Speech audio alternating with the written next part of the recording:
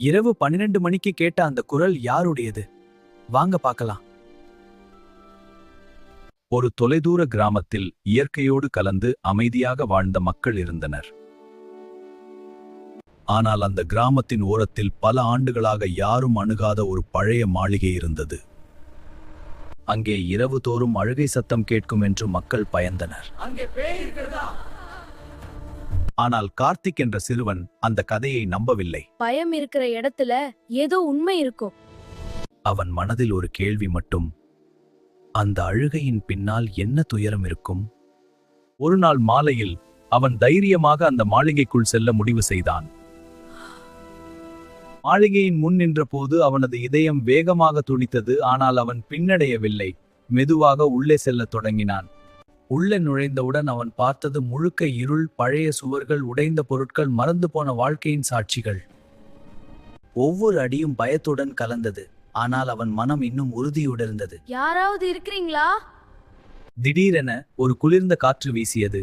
அது சாதாரண காற்றல்ல, ஒரு சொல்லாத கதையின் தொடக்கம். அப்போது ஒரு சிறுமியின் அழுகை அந்த இருளை கிழித்து கேட்டது. பயம் இருந்தாலும் கார்த்திக் மெதுவாக முன்னே நடந்தான். யார் நீ? ஏன் அழுகிற? அவன் முன் ஒரு வெண்மையான ஒளி உருவம் தோன்றியது. அது ஒரு சிறுமியின் ஆன்மா. அவள் கண்களில் முடிவில்லாத தனிமை. என்னை யாரும் நினைவில் கொள்ளவில்லை. நான் இங்கே தனியாக இருக்கிறேன். அவள் வார்த்தைகள் கார்த்திக்கின் இதயத்தை உருக்கியது. நான் இருக்கிறேன், நீ தனியாக இல்லை. அவன் ஒரு முடிவு செய்தான். இந்த மாளிகையில் மீண்டும் ஒளி கொண்டு வர வேண்டும். அவன் வீட்டிற்கு சென்று ஒரு சிறிய விளக்கை கொண்டு வந்தான். அந்த இருளில் ஒளி ஏற்றினான். அவன் தினமும் வந்து அந்த மாளிகையை சுத்தம் செய்தான். மலர்கள் வைத்து அவளுக்காக பிரார்த்தனை செய்தான். அந்த இடம் மெதுவாக உயிர் பெற்றது. பிறகு கிராம மக்களிடம் அவன் உண்மையை சொன்னான். அது பேய் இல்ல, தனிமையில் அழும் ஒரு ஆன்மா.